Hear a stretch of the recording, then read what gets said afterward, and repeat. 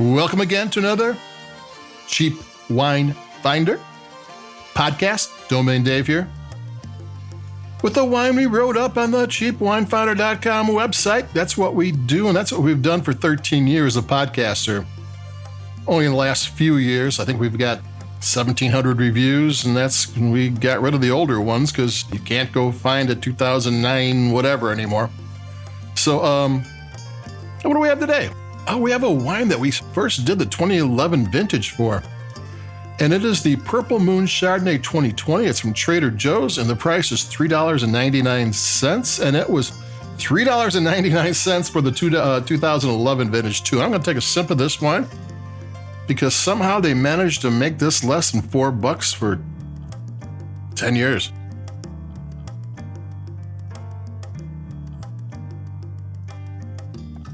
I have to say up front is that when I have a expensive wine that tastes great and I expect it to taste great, I don't get all that excited about it. It's supposed to be good, right? Or even a mid-price or just a value price wine okay, that's a good wine. That's fine. But when you get a $3.99 wine and it's like, this is a very usable wine, it might be the perfect Tuesday night wine. $3.99?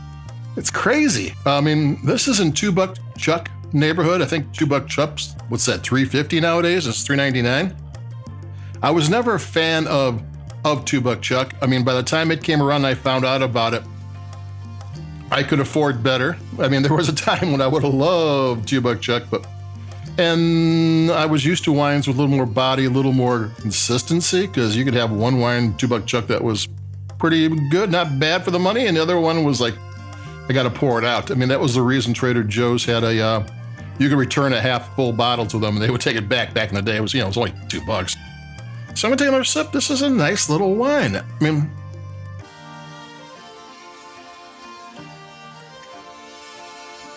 it's light-bodied, but a light-bodied wine that's supposed to be a light-bodied wine is good. I mean, if the flavors are for a heavier wine and it doesn't have that, then it can be disjointed, but this is fine. It has a length to it. Acidity allows the wine to flow, the flavors to flow. So if you got good balanced acidity, the flavors will go on. And like in Burgundy, the best Chardonnays there. I mean, if they want good length. That's one of the finest things you can have. And this is a little bitty, less than $4 wine that's got good length. I mean, it does for what it is. Is it Burgundy style length? No. But they're not selling their wines for $3.99 either. So you got to kind of grade on the curve a little bit. And it tastes, there's good flavors here. There's a little creaminess to it. You wouldn't expect barrel aging. Barrels can cost $1,000 each. I know you can reuse barrels, and you can reuse them up to 5 times. And sometimes when they only value price wines aren't in a barrel for a year and a half, or sometimes in a barrel for 3 months, 6 months. So you can get many uses out of a barrel that's been used. So there's a possibility that some of these got leftover barrels, and there's a little bit of oak in there. And I think it has enlise. Enlise is when they leave the expended yeast after fermentation, and then they stir it. That's batonnage.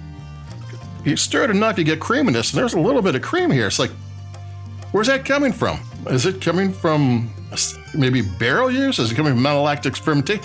All those things you figure they're not doing much of in a $3.99 wine. They're all, you see it in, $10, $12 Chardonnays have that stuff all the time. The more expensive ones go even farther with barrel fermentation and get cooperages to do the barrels so they get the right flavors in.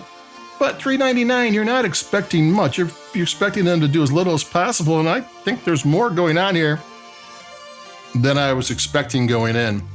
We did the 2011 vintage of the stuff, and I thought it was more of a food wine. It wasn't quite balanced back in those days. I'm going to take a sip again.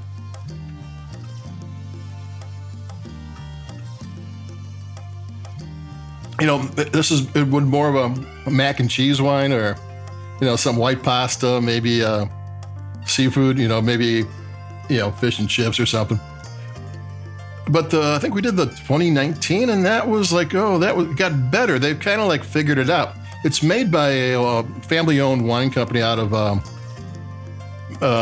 Lodi, who they've been making it since the 2011 vintage, and then since then they've bought property in Napa, and they bought one of the bigger wineries in Sonoma. So they branched out. So they've got the ability to find grapes. I mean, that's not a problem. The bigger they get, the easier it is to find grapes that can fit this $3.99 wine. And how they made it $3.99 after nothing cost the same from 2011 to 2000. Well, I guess 2011 we probably drank that one in 2012 to 13, probably 2013. So 10 years ago. It's not much that costs the same. But the Purple Moon Chardonnay 2020 is it a once in a blue moon wine? Nah, it's a purple moon wine. So I liked it. I mean, like I said, when I expect nothing and I get something, I'm more excited when I get a wine that's great. So that's just me. But if you don't have much money and you're looking for a wine to sip on a Tuesday, try this one. I think you'll like it.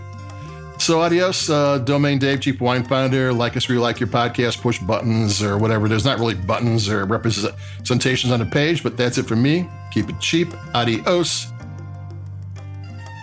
Bye-bye. I'll talk to everybody in a couple days. I got a Spanish wine.